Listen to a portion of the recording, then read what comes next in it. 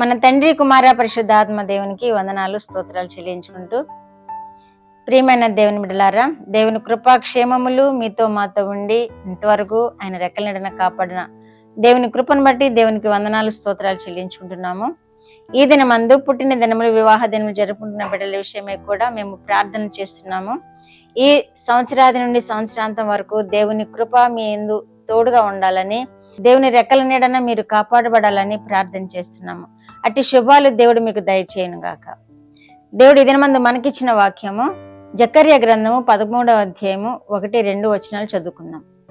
ఆ దినమున పాపమును అపవిత్రతను పరిహరించుటకై దావీదు సంతతి వారి కొరకును యెరూషలేము నివాసుల కొరకును ఓట ఒకటి తీయబడును. ఇదే సైన్యములకు అధిపతియగు యెహోవా వాక్కు. దేవుడు ప్రవచనం తెలియజేస్తున్నారు ఇక్కడ. ఏమని అంటే, ఓట ఒకటి తీయబడును, పాపములను పరిహరించుటకు, అపవిత్రతను పరిహరించుటకు ఓట ఒకటి తీయబడును అని అంటున్నారు. దావీదు సంతతి వారికిని యెరూషలేము నివాసులకును అంటున్నారు. దావీదు సంతతి వారికిని యెరూషలేము నివాసులకును మాత్రమే కాదు, ఇది యావత్ ప్రపంచ ప్రజలకు అనుగ్రహింపబడిందని మనము గ్రహించగలుగుతున్నాం. ఈ ఓట మనకి ఏం చేస్తుంది? ఓట అనేది మనకి చాలా అవసరం. మన దాహాన్ని తీరుస్తుంది, మన శుభ్రతకు ఉపయోగపడుతుంది, మన పంటలకు ఉపయోగపడుతుంది. మనము పరిశుద్ధాత్మ శక్తిని పొందుకోవడానికి కూడా ఈ పరిశుద్ధాత్మ జలముగా మన మీద ఉంటుంది. ఇంకా బాప్తిస్మము అనేటువంటి అనుభవాన్ని కూడా మనకి ఈ ఊట అనేది ఉపయోగపడుతుంది. ఈ ఊట ఏమై ఉన్నది అంటే, మన రక్షకుడని యేసుక్రీస్తు ప్రభువారై ఉన్నారని మనము ఇక్కడ గ్రహించవలసి వస్తుంది.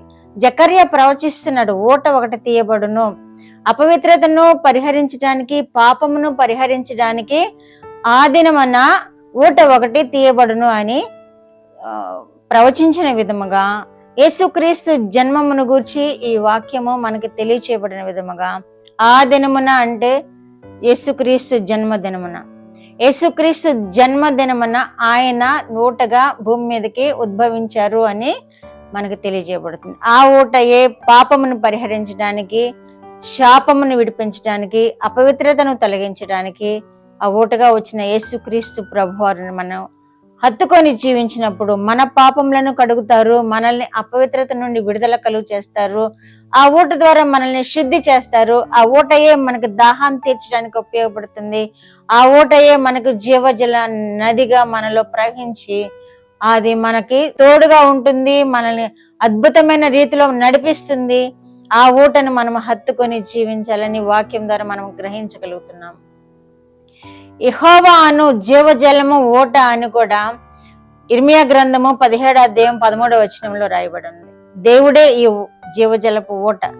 దేవుని యొక్క శక్తి మన మీద ఉండాలి అంటే ఆ దేవుణ్ణి మనము హత్తుకొని జీవించినప్పుడు, మన కొరకు ఉద్భవించిన ఓటగా ఉన్న దేవుణ్ణి మనము ఆశ్రయించి మన జీవితకాలం అంతయు ఆయనను మనము అనుసరించినప్పుడు మనం ఏ అపవిత్రతకు గురికాము, ఏ పాపమునకు గురికాము, ఏ లోటుకు కూడా గురికాము. సమృద్ధి అయిన జీవితం జీవించడానికి దేవుడు మనకి అనుగ్రహించబడిన విధానాన్ని మనం చూస్తున్నాం.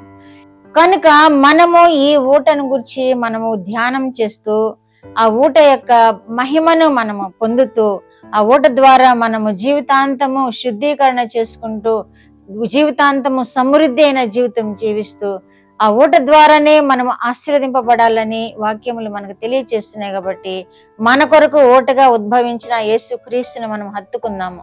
ఈ ఓటయే ఎర్ర సముద్రంలో ఇజ్రాయేలీలు బాప్తిస్మం పొందడానికి కారణమైంది.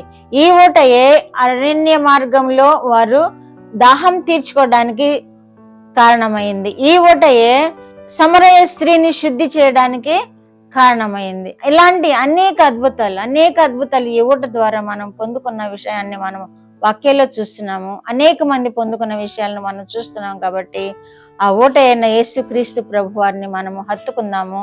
ఆ ఓట అయిన యేసుక్రీస్తు ప్రభువారిని మనం సేవిద్దాము. మనకు రక్షకుడుగా ఉద్భవించిన ఆ మహిమాన్వితుణ్ణి మనము ఆరాధించి ఘనపరిచి ఆ దీవెనలు మనం స్వతంత్రించుకుందాము. ప్రార్థన. మా దేవా, మా ప్రియ పరలోక ప్రభువా, మీ పరిశుద్ధ పాదములకు వందనాలు, స్తోత్రాలు. మా రక్షకుడైన యేసయ్య స్తోత్రములు, పరిశుద్ధాత్మ దేవ స్తోత్రములు, ఇచ్చిన వాక్యం కొరకు స్తోత్రములు.